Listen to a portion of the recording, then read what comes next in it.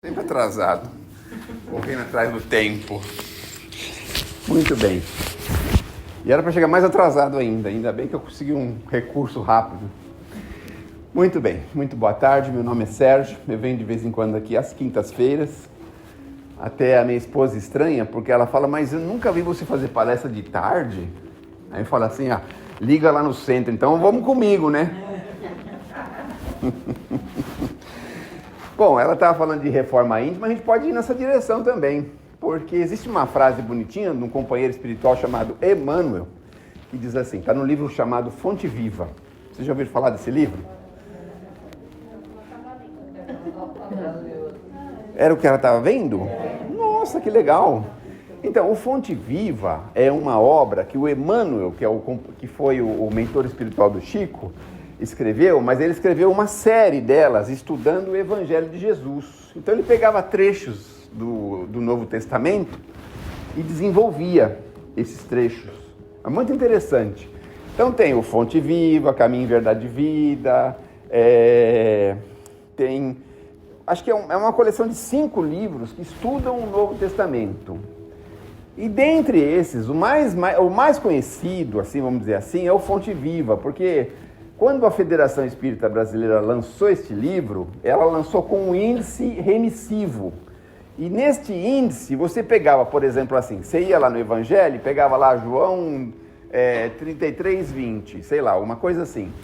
Aí você ia no Fonte Viva e procurava qual dos livrinhos tinha esse trecho que você estava lendo no Evangelho. Então você encontrava fácil as lições, não é? Então o Fonte Viva ficou o mais conhecido, assim, o mais usado pelas pessoas, né?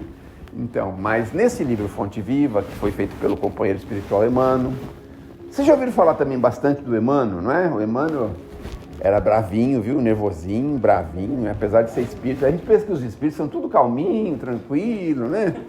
São tudo assim, bonzinho, né? São todos assim, né?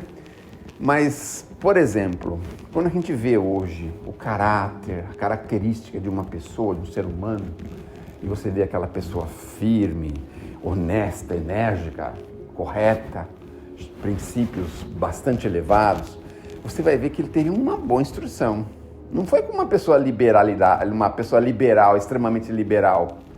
Foi com uma pessoa, assim, disciplinadora, não é? Quantos erros a gente já não cometeu com os nossos filhos? De liberar algumas coisas, de deixar eles fazerem o que querem. Olha, às vezes a gente olha lá na frente e pensa assim, meu Deus do céu. Teve um caso de uma moça que condenava o pai, que brigava com o pai. Eu não tenho certeza se esse caso chegou a tribunal, né? Porque ela reclamava que o pai tinha criado ela com muita liberdade. Olha só. A coisa que a gente mais quer na juventude é liberdade, né? E quando o pai não dá, a gente fica bravo, né? Mas ela condenava o pai por ter dado excesso de liberdade. E o Emmanuel é um espírito assim, bastante. Ele tem uma trajetória que ele mesmo mostrou através da psicografia do Chico. Então ele foi um senador romano, tinha princípios assim muito fortes, princípios assim enérgicos, princípios irredutíveis de moral, de comportamento, né? Então, quando a gente falou que ele era um pouco bravinho, nervosinho, no seguinte sentido, que ele era um espírito, diríamos assim, um educador, um professor, uma coisa assim, sabe? Uma coisa forte, enérgica, que é tão importante para a gente, mas que em determinados momentos da vida da gente a gente não dá valor. Não é mesmo? Na juventude a gente não queria tanta liberdade, ficava bravo que o pai não deixava, a mãe não permitia, ficava em cima da gente, e a gente às vezes queria fazer alguma coisa, eles não aceitavam, não queriam, não é? Hoje parece que a gente está mais permissivo. Tem reparado isso com as crianças? Está mais permissivo. Eu recebi ontem 3 dos meus netos em casa, e aí teve um lá que pegou e tomou o brinquedo da mão do outro, o outro ficou chorando. Aí a mãe falou assim, mas deixa ele brincar, ele está querendo brincar também. Eu falei, mas isso é permissivo. Aí eu perguntei assim, o que está acontecendo aqui? Não, foi nada, que ele pegou o brinquedo, ela está chorando. Falei, mas espera um pouco, não pode ser assim, tem que fazer direitinho, né? Então a gente começou a perceber umas coisas assim, sabe, de a gente ter sido muito permissivo em alguns momentos. E a gente está cometendo esse mesmo erro com os nossos filhos ainda hoje. De deixá-los permissivos, deixá-los assim... Uma vez fui na casa de um primo meu, fiquei assombrado, a parede da casa dele tá tudo riscado de coisa, de mão, de, sei lá, de desenho, de caneta, de tudo quanto é coisa. Falei, acho que eu não sou desse planeta, não é possível, né? Mas o que vocês acham? Me ajudem aí. Tá certo deixar a criança pintar a casa inteira do jeito que ela quer? Como é que é isso, meu Deus do céu? Não é excesso? É excesso. Mas é a criatividade dele. Opa, peraí, tem coisa errada aí, não é? Compra um bloco grandão, é ou não é? É aqui, ó. Compra um bloco grandão, direitinho, né? Então a gente devagarzinho vai percebendo as nossas falhas. E com o animal, então, a nossa permissividade? Eu comecei a falar do Emmanuel, lascou, né? Vocês viram? Eu acho que eu deixaria o meu... Eu acho que eu não serviria para ser educador de animal, porque... Sabe, a gente assim larga ele, deixa ele fazer o que ele quer, onde ele quer, do jeito que ele quer. É assim que a gente cuida de um bichinho desse? Não é assim, óbvio que não é, né? Nós não temos que dar regras para ele, disciplina. Temos que fazer de um jeito para ele se educar, né? Para ele poder conviver com a gente. Agora eu vou dar uma dica muito legal sobre animal para vocês, apesar de eu não ter, né? Eu não teria condição de ter animal, porque eu morro de dó, eu não conseguiria andar com ele, passear com ele, essas coisas, né? Quando eu vou no interior, na casa dos meus cunhados, a primeira coisa que eu faço é sair com os cachorros. Tem 4 ou 5 cachorros que eles esperam 1 ano para sair, que sou eu quando vou lá. Mas também você abre o portão, assim, os bichos saem numa disparada, minha cunhada fala, meu Deus, vai se matar, vai se perder. Eu falei, vai ser cachorro um pouco, rapaz. Aí eles saem correndo para lá e saem correndo para cá. Meu Deus do céu, uma coisa assim, não é? Quando eu tô chegando lá, já até sente que sou eu que tô chegando. Eles começam a dar pulo, quase pulando o portão, assim, sabe? O cara chegou, passou 1 ano já e nem reparamos, olha só. 1 ano, coitado do bicho preso. Então, é assim, claro, tem os seus momentos, as suas horas, óbvio que tem isso, né? Mas a dica que eu vou dar muito legal, para quem tem pouco tempo de ficar com o cachorro e gosta muito do bichinho e tal, eles precisam viver em 2. E por que eles precisam viver em 2? Porque um faz companhia pro outro. Então você diminui aí um percentual enorme de responsabilidade sobre a carência afetiva dele, sobre um monte de coisa dele. Olha que interessante. Então, eu não quero nenhum, mas quem tem um pode querer ter 2, né?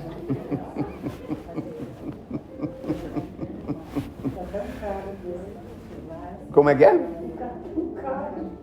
Fica caro ter 2? É? Quanto está o convênio médico agora deles?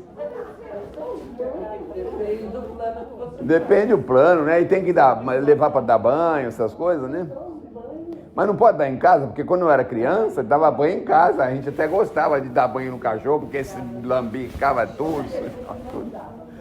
Era gostoso, né? Lavava com sabão de coco. Não era com sabão de coco? Tem gente que não conhece sabão de coco. Sabão de coco é bom até hoje, viu? Para lavar o cabelo, tudo é bom até hoje. Dentro da banheira também, né? Dentro da banheira. Tinha aquelas banheiras antigas, né? Não, lá na minha casa tinha banheira no quintal mesmo. Aí o bicho ia no meio da lama lá e se esfregava todinho, entrava dentro de casa que nem um louco. Era assim, uma aventura lascada. Mas era tão bom porque a gente resolvia o problema com eles. Garrava, tirava eles na marra. Eles comiam a comida que a gente comia, não era? Era uma maravilha, né? Esse tempo aí era bom, né? Comia tudo agora. E olhe lá. E olhe lá, e sabe que o olhe lá, sabe o que significa? Tem gente que come a ração deles. Lá na casa da minha cunhada, a gente não pode falar coisa pessoal, mas tem um amigo que tem uma cunhada, entendeu? Ele tem uma cunhada.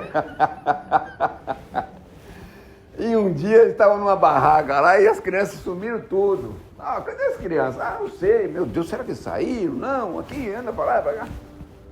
Daqui a pouco eu escuto um chique assim, dentro de uma barraca que tinha lá em cima do terraço que tinha lá.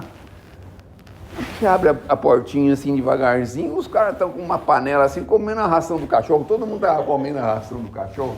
Achando que é salgadinho. Vocês já pensaram uma coisa dessa? Mas deve ser extrativo, porque o cachorro come. Eles comem, né? Mas o cachorro também bebe a água da guia, que se ele tiver com sede, ele vai na guia ali e bebe a água, né? Mas quem tiver com muita sede não tendo outra também bebe. Ah, bebe, mas vai saber, né? Só se morador de rua não acontece nada, mas a gente bebe uma água que é da torneira e não é do filtro pra ver. Mas então, aí depois eu vim descobrir. Vocês devem estar se perguntando assim, eu acho que esse moço não bate bem na cabeça, né? Porque ele começou a falar de demônio, agora tá falando de cachorro, né? Só pra terminar essa, eu prometo que não vou falar mais nada de cachorro, tá? Prometo. Eu conheci uma moça que trabalha numa fábrica de ração. Era uma fábrica pequenininha que agora explodiu, é enorme, tem em 4, 5 estados do Brasil. E ela é lá do interior, lá de onde fica a minha cunhada. E ela estava lá almoçando um dia, a gente estava conversando. E aí surgiu o assunto da ração, ela falou que é um cuidado, que é mais cuidado que se tem para fazer ração do que para fazer o alimento humano. É muito mais o cuidado. Porque eles sabem que normalmente as crianças comem a ração. É natural isso acontecer. Tem a criança na casa, ela vê o cachorro comendo, ela vai lá e quer comer também. É. Bom, eu não posso falar nada porque no meu tempo eu comia tijolo, terra, né? Vocês comeram também isso? Não. Quem tem mais de 18 anos aí comia tijolo, raspava na parede assim. Depois dizia que era não sei o que tinha no estômago, bicho, essas coisas, né? Essas coisas aí, né? O senhor já comeu tijolo também? Terra, telha, essas coisas já, né? E a gente nem passava fome, né? Porque tinha tanto tijolo, tanta telha, tanta terra. Hoje em dia a gente passa fome lascada, né? Porque tem que comer só comida, meu Deus do céu. Coisa sem graça, né? Só comer comida, né? Bom, o nosso companheiro Emmanuel, então, era aquele disciplinador. E então, teve uma mensagem dele lá na década de 30, quando estava o Chico começando. O Chico é de 1910. Em 1930 ele tinha 20 anos, em 35 ele tinha 25 anos. E ele já recebia mensagens. E já ia um bando de gente lá conferir se as mensagens eram reais. Repórteres. Tinha um repórter que era da Globo na época. Não sei se era o Jornal o Globo ou da Rede Globo. Acho que não era a Rede Globo ainda, acho que era o Jornal o Globo. O cara ficou lá não sei quantos meses, justamente para mostrar que aquilo era uma fraude. Aí ele fazia umas perguntas assim, bem esquisitas, sabe? Umas coisas assim. E o Emmanuel respondia, né? Ele foi percebendo que o mocinho Chico era tão assim desprendido, que em momento algum se falava de dinheiro com ninguém, e aquela turma chegando, e aí tudo ia na casa do irmão dele, tudo era feito lá, tinha uma mesa lá, e o pessoal sentava lá, tipo numa sala e participava da reunião. Ele foi começando a ver, né? Depois ele pegou mensagem de Humberto de Campos, que tinha falecido recentemente, era membro da Academia Brasileira de Letras, e tinha falecido recentemente. Aí pegou uma mensagem do Emmanuel que era em inglês. Aí ele resolveu fazer uma pergunta em inglês e o cara respondeu em inglês para ele. Falou, meu Deus do céu. Aí tentou saber se o Chico tinha feito a língua, né? Tinha estudado inglês. Tadinho, estudado inglês, trabalhava numa venda, assim, num negócio com um comércio é tipo mercearia, né? Tem gente que hoje já não conhece mercearia, venda, mercearia e agora é mercado, né? Hoje em dia é mercado. Mas ia na mercearia, tinha, por exemplo, umas linguiças penduradas assim, cortava um pedaço da linguiça assim, amarrava com jornal pra gente. Vocês lembram disso? Lembra, né? Amarrava com jornal. A senhora não lembra disso? Lembra? Ah, não vai saber disso. É. Tinha um gato dormindo em cima do arroz, por exemplo, né? Um saco de arroz. Né? Tinha que espantar ele para pegar aquela conchada lá para pegar o arroz. Já pensou? É que a gente não mora lá no celeiro, lá, porque se morasse lá perto ia ver tanta coisa, né? Bom, eu sei que ele trabalhava numa venda assim, então ganhava muito pouquinho, trabalhava demais, até acho que 7, 8 horas da noite, o dia inteiro. Bom, eu sei que ele começou a fazer muita pergunta, chegou uma hora que o Emmanuel deu uma resposta para ele. Olha como é que era o Emmanuel. Falou assim, acabou a sessão de perguntas e respostas, não vamos mais responder, ninguém vai responder mais. porque já deu tempo suficiente para saber que isso aqui não é uma fraude. Olha só, falou pro repórter. Então não vai fazer mais pergunta e resposta. Acabou essa história. Encerrou esse assunto. Isso está comprometendo a figura do médium, do Chico. Ele pode até ficar doente, porque ele despende uma energia muito grande, especialmente quando tem muita gente aqui no salão. E começou a vir, já que o repórter estava lá, mandando para o jornal todo dia uma reportagem sobre o que ele estava fazendo, aí começou a vir gente de outras cidades lá, para ver o que era, como é que era aquilo. E então, advogado, promotor, e um monte de gente, mas sempre com aqueles interesses assim de curiosidade, né? Então ele até mencionou essa questão de curiosidade, essas coisas. Mas essa não foi a primeira que o Emmanuel aprontou, não. Ele aprontou outras. Porque quando ele falou que era não e não tinha jeito. Aí eles perceberam que não tinha mais jeito, né? Então o Chico entrou num processo, num período assim de um pouco de descanso, né? Então ele fazia reunião lá com o irmão dele, algumas pessoas de prece, essas coisas mais tranquilas. Mas a segunda vez que isso aconteceu é quando o Chico se envolveu com materialização luminosa. O espírito se materializava. É mais ou menos aqui, por exemplo, vem aqui, daqui a pouco sai um espírito aí de dentro e vem aqui. Sabe assim, umas coisas assim. Era um negócio impressionante, né, que aconteceram nessa época e pouco tempo depois. Porque era materialização de espíritos. Vocês já pensaram num negócio desse? Por exemplo, pega uma pessoa tão querida da gente, que faleceu há 10, 15, 20 anos, e a pessoa aparece aqui. Já pensaram uma coisa dessa? É uma coisa... Aí eu sei que o Chico começou a receber alguns espíritos assim, de materialização, e o Emmanuel, numa determinada sessão, que foi a última, né? Ele aparece, e o próprio Emmanuel aparece assim com uma espécie de no peito dele, assim, tinha o Cruzeiro do Sul, assim, todo pontilhado em estrelas, assim, no coração dele, assim, sabe? E ele vem com uma tocha, assim, um negócio assim. E aí ele fala assim: meus amigos, acabou, não vai ter mais isso aqui. O médium não veio para isso. Ele veio para escrever livros. E acabou com a sessão de materialização também. Não permitiu mais que acontecesse. Porque... além do que o ectoplasma, que é a energia que se desprende do corpo, o ectoplasma que o espírito, que o Chico tinha, que podia ser doado, nossa, uma descarga de ectoplasma esvaziava, era como se esvaziasse ele de energia, porque era um negócio extremamente, pra gente, né? O corpo humano ressentia muito. Aí tinha um médium que trabalhava com ele, se não me engano era Peixotinho, se eu não me engano, um outro médium que trabalhava com ele, né? Esse médium já tinha uma característica diferente, o trabalho dele era com materialização, direitinho, né? Então aconteceram coisas assim impressionantes. Nesse tempo, a doutrina espírita era um processo de conhecimento da doutrina, então era muito comum esse tipo de sessão de materialização, de psicografia, sabe? As pessoas iam para ver isso, era um negócio assim fantástico, fazer pergunta para os espíritos, né? Conversar com os espíritos, essas coisas assim, todo mundo, nossa, achava aquilo, né? Mas depois passou essa fase, agora nós estamos numa fase um pouquinho mais assim, mais didática, né? Nós temos muitas coisas para conhecer ainda, muitos livros, muita coisa. Além de tudo isso, além de conhecer, nós temos já muito comportamento para modificar, por isso que nós falamos muito em reforma. Porque também não adianta nada ficar vendo os espíritos a vida inteira e não mudar nada, né? O que adianta? Não adianta nada. Então, o importante é a nossa renovação interior, a nossa modificação. É isso que vai fazer frente ao nosso futuro. A pessoa chegar lá no mundo espiritual, no caso de vocês, daqui uns 100, 120 anos, por exemplo, no meu, talvez daqui uma meia hora. Não pode. Mas daqui a 100, 120 anos, chegar lá, você viu 200 sessões de materialização, psicografia ao vivo, conversou com o espírito, o que você mudou? Você mudou em quê? Não mudou em nada, continua daquele jeito mesmo, egoísta, malfeitor, continua maledicente, continua mentiroso, continua hipócrita, continua do mesmo jeito, não mudou nada. Aí o que adianta? O que adiantou? Não adiantou nada, isso aconteceu com o João Mateus.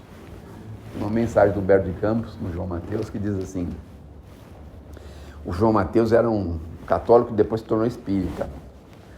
Aí, um belo dia, ele está dormindo e tem um sonho.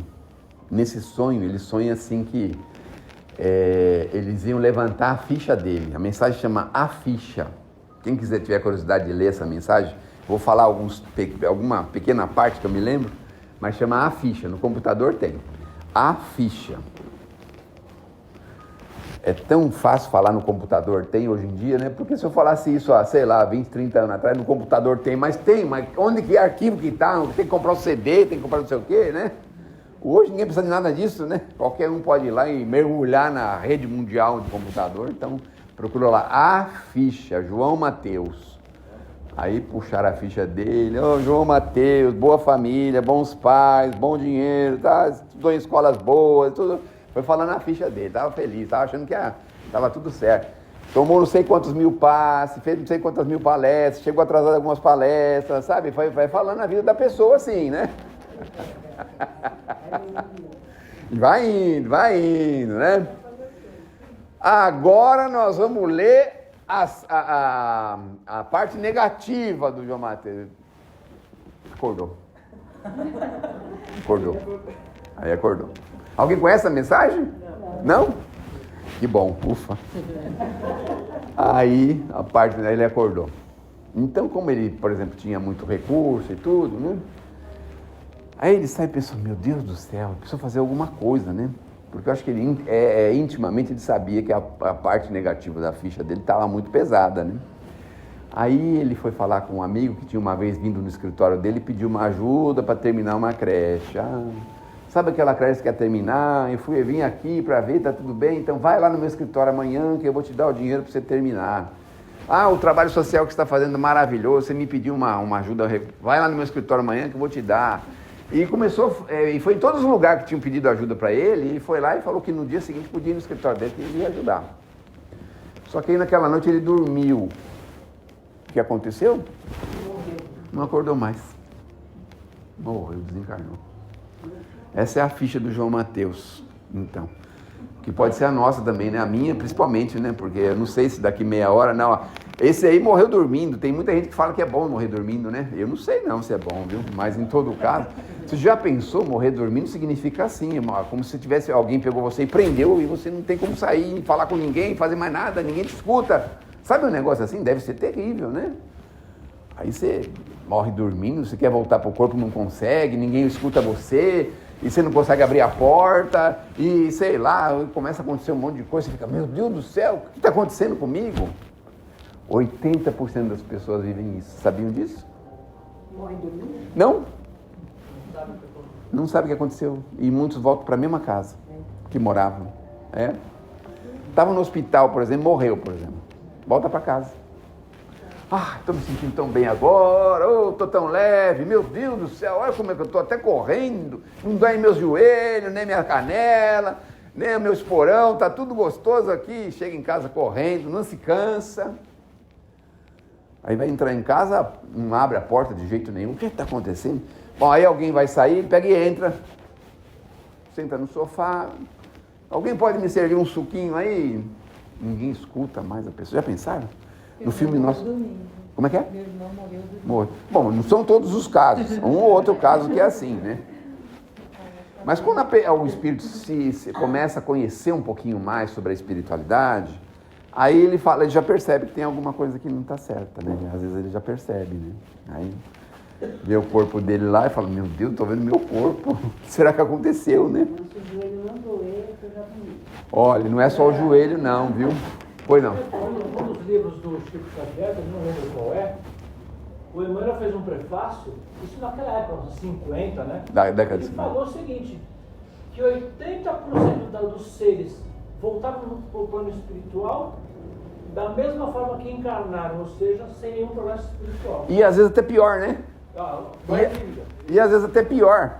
A gente veio para pagar e no fim faz mais dívida. Olha só como é que nós somos.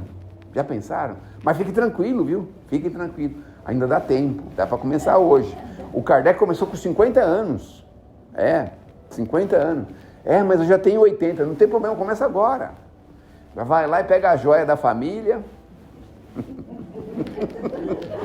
Vocês moram no Ipiranga, né?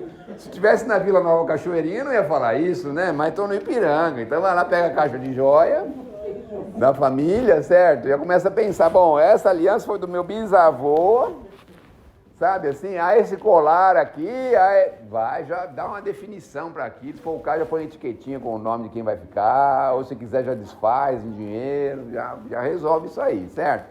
Abre aquele cofrão que tem lá na parede da casa de vocês, puxa lá o cofrão, tira aqueles maços de dólar que tem lá e tudo, já deixa tudo grampeadinho, bonitinho para quem vai ficar, tá certo? Já resolve essa parte. Essa parte aí do cofre, tá certo? E aí já deixa tudo certinho. Bom, pega lá a pasta das escrituras, os imóveis que vocês têm, pega lá. Bom, esse daqui acho que é bom vender, que não serve para nada. Esse aqui tá alugado, mas tá pouquinho, vou oferecer para quem tá morando, se ele quer comprar. Já resolve também essa parte aí. Acho que a joia dela planta cachoeirinha, tem criador da cultura. Cachoeirinho tem joia não, filha. No cachoeirinho só tem osso, dente, só essas coisas. Ó, aí tem uma mensagem do Humberto de Campos que diz assim: treino para a morte. Olha só que beleza. Nossa, a gente veio na casa espírita para resolver um problema, curar o corpo, me sair melhor daqui. O cara veio falar de treino para a morte. Deus que me livre, né? Que horror, né? Mas é muito legal. Procura lá na internet, treino para a morte, Humberto de Campos. Ele vai falar direitinho, dá uma lista de coisas.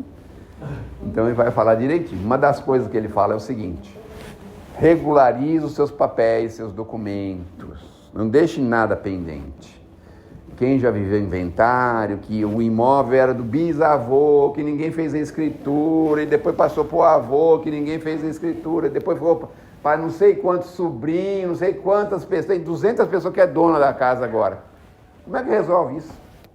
Aí vai procurar o advogado, vai, vamos fazer uso capião. Ah, faz uso capião, fica 20 anos, porque o juiz acaba transformando o uso capião no inventário, porque ele quer a autorização de todos os herdeiros para dizer que é você que vai morar lá, que é você que vai ficar com a casa. Olha que confusão. Então, regulariza os papéis. O carro, por exemplo, tem gente que está com o carro terceiro nome, não sei de quem, aí não passou no nome da pessoa. Até hoje, olha só. Outra dica que ele dá lá, ó. Tire o cemitério do estômago. O que significa isso? Diminui um pouquinho o consumo de carne, de origem animal, de alimento de origem animal. Diminua, não significa que vai tirar, cortar, diminua, né? A gente pode, tem 7 dias a semana, não precisa comer 7 dias. No tempo que a gente era criança, eu esperava o domingo. Por que era o domingo? Macarrão com o quê? Um frango, macarrão com frango, meu Deus do céu. Macarrão com frango, era uma maravilha. Aí na segunda você comia salada, na terceira tomate, na quarta ovo, na quinta omelete, na sexta... Quando chegava no domingo era macarrão com frango, era sagrado, né? O macarrão com frango era sagrado. Inclusive foi colocado no cardápio, né? Porque parece que é de quinta-feira que é o macarrão com frango nos bares aí, né? Nos restaurantes, né? Então, aí diminua. Então ele vai dar uma lista, vai ter uns 10 itens que dá pra gente olhar direitinho e falar, bom, eu tô novo ainda, dá pra me acertar meus ponteiros direitinho, né? Vamos voltar pro Emmanuel.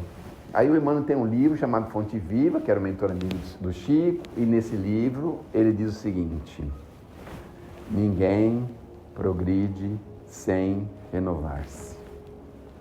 Se a gente não se renovar, não se modificar, a gente não progride. A gente fica do mesmo jeito. Então, é uma reflexão para a gente. Ninguém progride sem renovar-se. É claro que ninguém está exigindo aqui que a gente mude da água para o vinho. Não é isso.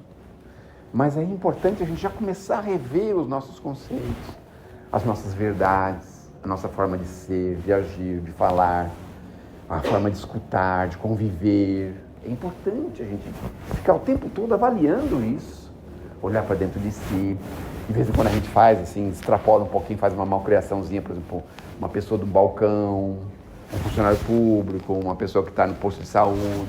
De vez em quando a gente se acha assim um pouco melhor do que as pessoas, não é? Só eu que acho isso? Não se acha? É melhor que o motorista do ônibus, não é? Então, de vez em quando, precisamos olhar esses conceitos, porque nós precisamos melhorar, precisamos mudar. Claro que a mudança no tempo que os meus amigos eram criança, não eu, né, mas os meus amigos eram criança. Aí, por exemplo, não podia falar o tio, vai lá, cadê o tio? O tio tá lá no quarto, mas não vai não, que ele tá hoje doente dos nervos. Aí o pai do amigo falava assim, eu sou uma pessoa de opinião, não mudo minha opinião.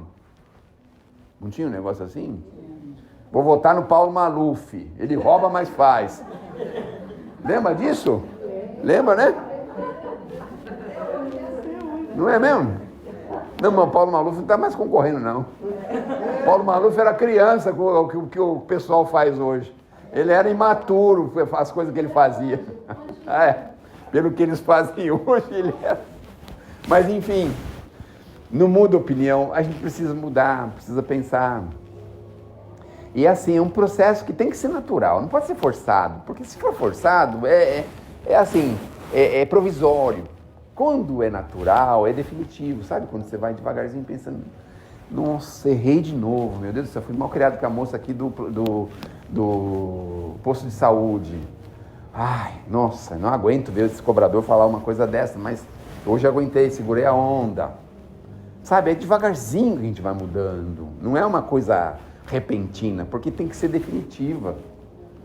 E a gente está aqui na Terra justamente para isso, para mudar-se, para renovar-se. E a gente quer renovar e quer progredir, porque o nosso objetivo é progresso. Então, por que é o progresso? Porque, por exemplo, a gente vem aqui buscar a ajuda dos nossos amigos espirituais. Então, por que eles estão em condições de nos ajudar? Porque muita coisa já renovaram, já mudaram, já estão numa condição um pouco melhor do que a gente. Já conseguem enxergar, ter mais complacência, mais resiliência, conseguem entender por que nós fomos assim um pouco assim, atrapalhados. Não? Eles conseguem isso. Pensem bem um pouquinho a gente. A gente às vezes está ajudando uma pessoa, um grupo, uma entidade, uma ONG, alguma coisa, a gente descobre alguma coisa que acontece ali. A gente já se revolta, vou ajudar mais, não fazer mais nada por isso. Já pensa isso. Aí vocês imaginam, os benfeitores vêm aqui semanalmente nos ajudar e eles sabem das nossas imperfeições. Já pensaram? Se eles fossem classificar de acordo com as imperfeições, quem que eles iam ajudar, né? Porque todo mundo que vem aqui traz as suas imperfeições. Mas o que eu tenho a sensação que eles gostam de ver e sentir é a nossa disposição de mudar. Isso que é legal, não é? Quer dizer, tem um problema, mas eu estou sentindo que ele está se debatendo para sair dele, está se debatendo para se melhorar, está se debatendo para crescer, para se desenvolver. Então a gente vai criando com isso essa simpatia dele conosco. Não, a gente faz o que é possível porque por enquanto ele não consegue entender exatamente por que isso está acontecendo. Então eles nos dão dicas quando a gente está com o pensamento aberto, porque para melhorar, para mudar, tem que abrir o pensamento, né? Porque se a gente ficar fechadinho só nos nossos conceitos, a gente não muda nunca. Então quando a gente abre um pouquinho o pensamento, eles conseguem dizer assim, tem um pouquinho de paciência, é uma necessidade que você precisa passar. Tenha calma, mais um pouquinho, vai mais um pouquinho para frente, as coisas vão se resolver, vão se melhorar. Não se desespere, se tranquilize, confie. Tudo tem uma razão de ser. Olha que eles vão falando para a gente, assim, colocando na cabecinha da gente isso. Conformando a gente com algumas coisas que não dá para a gente mudar. Tem coisa que não tem jeito. Então, tem uma pessoa, a minha cunhada especial, não tem remédio, operação, cirurgia, não tem nada que pode fazer por ela. Então tem coisa que não dá para a gente mudar. Mas tem coisa que dá, não é? O que dá para a gente mudar é a forma de conviver, é entender, não é? Isso dá para a gente mudar. Mas não depende dela isso, depende de quem? Depende da gente, não é?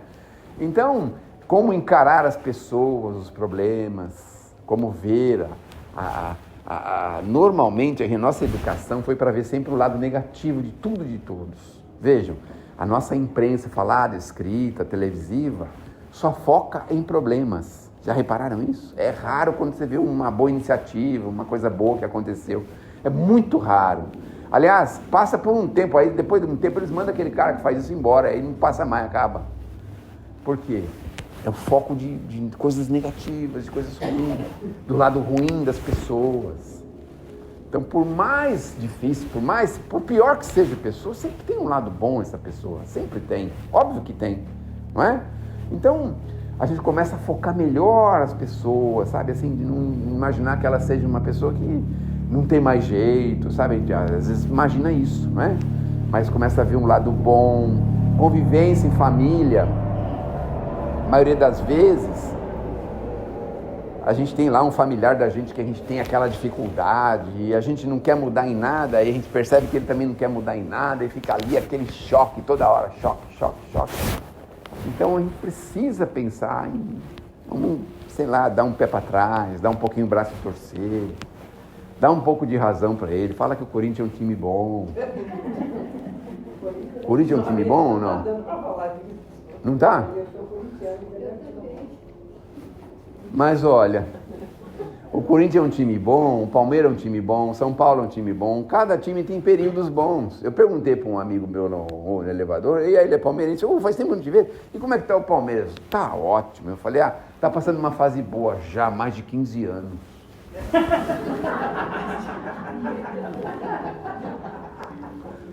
Mas não é assim mesmo? Eu me lembro quando meu amigo era criança, ele contou pra mim, que teve um período que tinha um time que o pessoal chamava de sofredor. Quem que era? Por quê? Ele ficou quantos anos sem ganhar nada? Ficou mais de 20 anos sem ganhar nada. O corintiano era considerado sofredor, mas depois não ganhou. E hoje, gente... Até hoje falam que foi roubado. Não, mas pensa bem. Não foi certo. Mas sabe por que foi bom? E vou dizer para vocês por que o Corinthians é um time bom. Vou dizer para vocês agora, confortar os corintianos agora. Sabe por quê?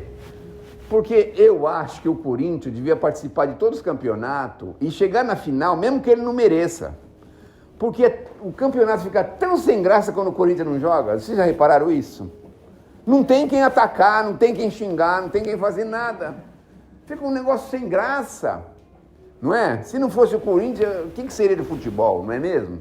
Por outro lado, também tem o Palmeiras, não é? O Palmeiras que é um desdobramento do Corinthians, não é? Não é? Ou é o contrário, não sei, é o contrário? Vocês nunca ouviram falar isso? Nunca ouviram falar isso?